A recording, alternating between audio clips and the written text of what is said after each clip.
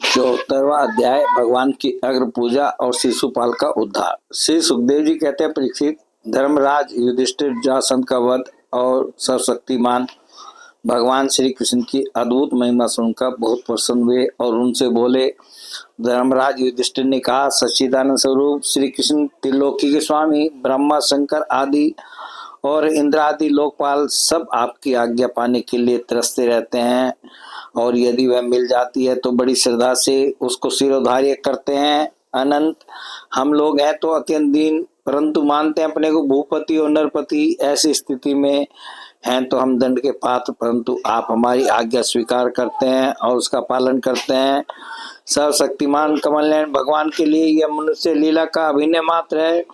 जैसे उदय अथवा अस्त के कारण सूर्य के तेज में घटती या बढ़ती नहीं होती, वैसे ही किसी भी प्रकार के कर्मों से न तो आपका उल्लास होता है और न तो ह्रास ही, क्योंकि आप सजातीय विजातीय और सवगत भेद से रहित स्वयं पर ब्रह्म परमात्मा है। किसी से पराजित न होने वाले माधव, यह मैं हूँ और यह मेरा है तथा यह तू है और यह तेरा, इस प्रकार की विकार युक्त भेद बुद्धि तो पशुओं की होती है। जो आपके अनन्य भक्त हैं उनके चित्त में ऐसे पागलपन के विचार कभी नहीं आते, फिर आप में तो होंगे ही कहाँ से। इसलिए आप जो कुछ कर रहे हैं वह लीला ही लीला है। श्री सुखदेव जी कहते हैं, परीक्षित, इस प्रकार कहकर धर्मराज युधिष्ठिर ने भगवान श्री कृष्ण की अनुमति से यज्ञ के योग्य समय आने पर यज्ञ के कर्मों में निपुण वेदवादी ब्राह्मणों को ऋतु आचार्य आदि के रूप में वर्ण किया।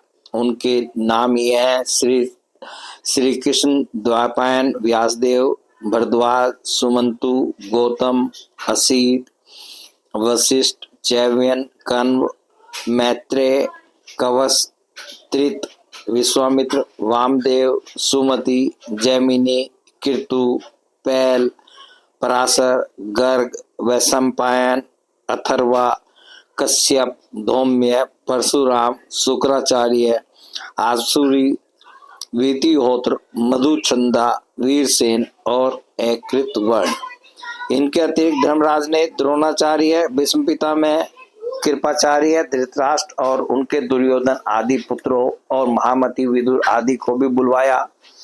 राजन, राजसूय यज्ञ का दर्शन करने के लिए देश के सब राजा, उनके मंत्री तथा कर्मचारी, ब्राह्मण, क्षत्रिय, वैश्य, शूद्र सबके सब वहां आए। इसके बाद ऋतु ब्राह्मणों ने सोने के हलों से यज्ञ भूमि को जुतवाकर राजा युधिष्ठिर को शास्त्रानुसार यज्ञ की दीक्षा दी। प्राचीन काल में जैसे वरुण देव के यज्ञ में सबके सब यज्ञ पात्र सोने के बने हुए थे, वैसे ही युधिष्ठिर के यज्ञ में भी थे। पांडुनंदन महाराज युधिष्ठिर के यज्ञ में निमंत्रण पाकर ब्रह्मा जी, शंकर जी, इंद्र आदि लोकपाल अपने गणों के साथ सिद्ध और गंधर्व, विद्याधर, नाग, मुनि, यक्ष, राक्षस, पक्षी, किन्नर, चारण, बड़े बड़े राजा और रानियां, ये सभी उपस्थित हुए। सबने बिना किसी प्रकार के कौतूहल के बात मान ली कि राजसूय यज्ञ करना युधिष्ठिर की योग्य ही है, क्योंकि भगवान श्री कृष्ण के भक्त के लिए ऐसा करना कोई बहुत बड़ी बात नहीं है। उस समय देवताओं के समान तेजस्वी याचकों ने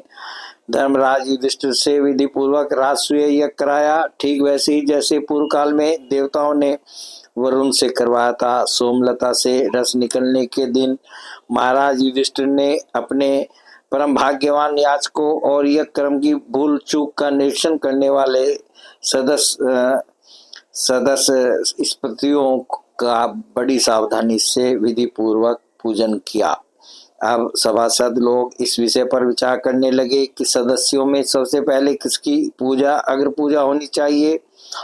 जितनी मति उतने मत, इसलिए सर्वसम्मति से कोई निर्णय न हो सका। ऐसी स्थिति में सहदेव ने कहा, यदुवन शिरोमणि भक्तवत्सल भगवान श्री कृष्ण ही सदस्यों में सर्वश्रेष्ठ और अग्र पूजा के पात्र हैं, क्योंकि यही समस्त देवताओं के रूप में है और देश काल धन आदि जितनी भी वस्तुएं हैं उन सब के रूप में भी यही है। यह सारा भी श्री कृष्ण का ही रूप है। समस्त यज्ञ भी श्री कृष्ण स्वरूप ही है। भगवान श्री कृष्ण ही अग्नि, आहुति और मंत्रों के रूप में ज्ञान मार्ग और कर्म मार्ग, ये दोनों भी श्री कृष्ण की प्राप्ति के हेतु हैं। सभासदों मैं कहाँ तक वर्णन करूं। भगवान श्री कृष्ण वह एक रस अद्वितीय ब्रह्म है जिसमें सजाती है विजाती है और स्वगत भेद नाम मात्र कभी नहीं है। यह संपूर्ण जगत उन्हीं का स्वरूप है।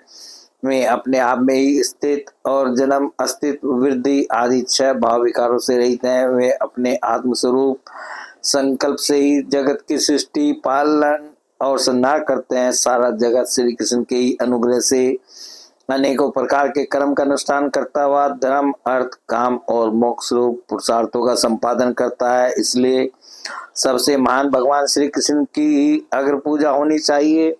इनकी पूजा करने से समस्त प्राणियों की तथा अपनी भी पूजा हो जाती है। जो अपने दान धर्म को अनंत भाव से युक्त करना चाहता हो उसे चाहिए कि समस्त प्राणियों और पदार्थों के अंतरात्मा भेदभाव रहित परम शांत और परिपूर्ण भगवान श्री कृष्ण को ही दान करे। परीक्षित सहदेव भगवान की महिमा और उनके प्रभाव को जानते थे। इतना कहकर वे चुप हो गए। उस समय धर्मराज युधिष्ठिर की यज्ञ सभा में जितने सत्पुरुष उपस्थित थे सबने एक शब्द से बहुत ठीक कहकर सहदेव की बात का समर्थन किया। धर्मराज युधिष्ठिर ने ब्राह्मणों की यह आज्ञा सुनकर तथा सभासदों का अभिप्राय जानकर बड़े आनंद से प्रेमोद्रेक से विवल होकर भगवान श्री कृष्ण की पूजा की। अपनी पत्नी भाई मंत्री और कुटुंबियों के साथ धर्मराज युधिष्ठिर ने बड़े प्रेम और आनंद से भगवान के पांव पखारे और उनके चरण कमलों का लोक पावन जल अपने सिर पर धारण किया। उन्होंने भगवान को पीले पीले रेशमी वस्त्र और बहुमूल्य आभूषण समर्पित किए। उस समय उनके नेत्र प्रेम और आनंद के आंसुओं से इस प्रकार भर गए कि वे भगवान को भली भांति देख भी नहीं सकते थे। यज्ञ सभा में उपस्थित सभी लोग भगवान श्री कृष्ण को इस प्रकार पूजित सत्कृत देखकर हाथ जोड़े हुए नमो नमः जय जय इस प्रकार के नारे लगाकर उन्हें नमस्कार करने लगे। उस समय आकाश से स्वयं ही पुष्पों की वर्षा होने लगी। परीक्षित अपने आसन पर बैठा हुआ शिशुपाल यह सब देख सुन रहा था। भगवान श्री कृष्ण के गुण सुनकर उसे क्रोध हो आया और वह उठकर खड़ा हो गया। वह भरी सभा में हाथ उठाकर बड़ी असहिष्णुता किंतु निर्भयता के साथ भगवान को सुनाकर अत्यंत कठोर बातें कहने लगा। सभासदों श्रुतियों का यह कहना सर्वथा सत्य है कि काल ईश्वर है। लाख चेष्टा करने पर भी वह अपना काम करा ही लेता है।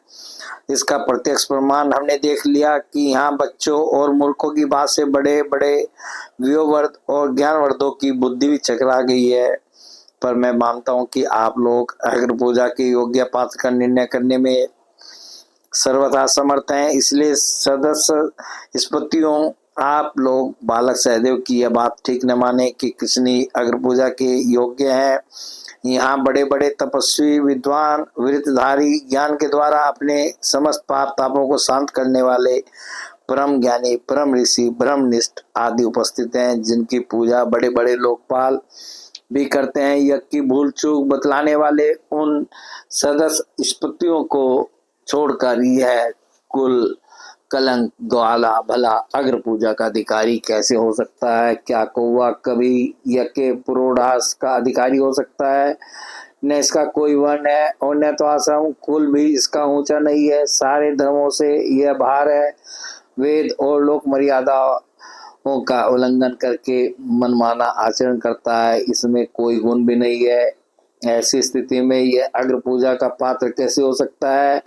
आप लोग जानते हैं कि राजा ययाति ने इसके वंश को साप दे रखा है, इसलिए सत्पुरुषों ने इस वंश का ही बहिष्कार कर दिया है। ये सब सर्वदा व्यर्थ मधुपान में आसक्त रहते हैं, फिर ये अग्र पूजा के योग्य कैसे हो सकते हैं? इन सब ने ब्रह्म ऋषियों के द्वारा सेवित मथुरा आदि देशों का परित्याग कर दिया और ब्रह्म वर्चस्व के विरोधी वेद चर्चा सहित समुद्र में किला बनाकर रहने लगे। वहां से जब ये बाहर निकलते हैं तो डाकुओं की तरह सारी प्रजा को सताते हैं। परीक्षित सच पूछो तो शिशुपाल का सारा शुभ नष्ट हो चुका था। इसी से उसने और भी बहुत सी कड़ी कड़ी बातें भगवान श्री कृष्ण को सुनाई, परंतु जैसे सिंह कभी सियार की हुआ पर ध्यान नहीं देता, वैसे भगवान श्री कृष्ण चुप रहे।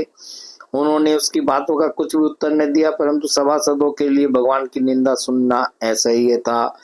उनमें से कई अपने अपने कान बंद करके क्रोध से शिशुपाल को गाली देते हुए बाहर चले गए। परीक्षित, जो भगवान की या भगवत परायण भक्तों की निंदा सुनकर वहां से हट नहीं जाता, वह अपने शुभ कर्मों से च्युत हो जाता है और उसकी अधोगति होती है।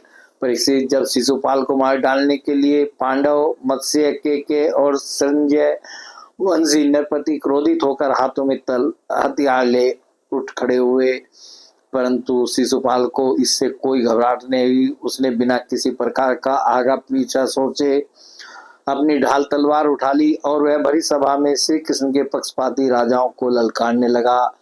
उन लोगों को लड़ते झगड़ते देख भगवान श्री कृष्ण उठ खड़े हुए। उन्होंने अपने पक्षपाती राजाओं को शांत किया और स्वयं क्रोध करके अपने ऊपर झपटते हुए शिशुपाल का सिर सूर्य के समान तीखी धार वाली चक्र से काट लिया। शिशुपाल के मारे जाने पर वहां बड़ा कोलाहल मच गया। उसके अनुयायी नरपति अपने अपने प्राण बचाने के लिए वहां से भाग खड़े हुए। जैसे आकाश से गिरा हुआ लोग धरती में समा जाता है, वैसे ही सब प्राणियों के देखते देखते शिशुपाल के शरीर से एक ज्योति निकलकर भगवान श्री कृष्ण में समा गई। परीक्षित, शिशुपाल के अंतःकरण में लगातार 3 जन्म से वैर भाव की अभिवृद्धि हो रही थी और इस प्रकार वैर भाव से ही सही ध्यान करते करते वह तन्मय हो गया, पार्षद हो गया। सच है, मृत्यु के बाद होने वाली गति में भाव ही कारण है। शिशुपाल की सदगति होने के बाद चक्रवर्ती धर्मराज युधिष्ठिर ने सदस्यों और ऋतुजों को पुष्कल दक्षिणा दी तथा सबका सत्कार करके विधि पूर्वक यज्ञांत स्नान अवभर्त स्नान किया। परीक्षित, इस प्रकार योगेश्वरेश्वर भगवान श्री कृष्ण ने धर्मराज युधिष्ठिर का राजसूय यज्ञ पूर्ण किया और अपने सगे संबंधी और सुहृदों की प्रार्थना से कुछ महीनों तक वहीं रहे। इसके बाद राजा युधिष्ठिर की इच्छा न होने पर भी सर्वशक्तिमान भगवान श्री कृष्ण ने उनसे अनुमति ले ली और अपनी रानियों तथा मंत्रियों के साथ इंद्रप्रस्थ से द्वारकापुरी की यात्रा की। परीक्षित, मैं यह उपाख्यान तुम्हें बहुत विस्तार से 7वें स्कंद में सुना चुका हूँ कि वैकुंठवासी जय और विजय को सनकादि ऋषियों के हिसाब से बार बार जन्म लेना पड़ा था। महाराज युधिष्ठिर राजसूय का एकांत स्नान करके ब्राह्मण और क्षत्रियों की सभा में देवराज इंद्र के समान शोभायमान होने लगे। राजे युधिष्ठिर ने देवता, मनुष्य और आकाशचारियों का यथा योग्य सत्कार किया तथा मैं भगवान श्री कृष्ण एवं राजसूय की प्रशंसा करते हुए बड़े आनंद से अपने अपने लोक को चले गए। परीक्षित, सब तो सुखी हुए, परंतु दुर्योधन से पांडवों की यह उज्जवल राज्य लक्ष्मी का उत्कर्ष सहन न हुआ, क्योंकि वह स्वभाव से ही पापी, कलह प्रेमी और कुरु कुल का नाश करने के लिए एक महान रोग था। परीक्षित, जो पुरुष भगवान श्री कृष्ण की इस लीला का शिशुपाल वध, जरासंध वध, बंदी राजाओं की मुक्ति और यज्ञानुष्ठान का संकीर्तन करेगा, वह समस्त पापों से छूट जाएगा। बोले भगवान श्री कृष्ण की जय।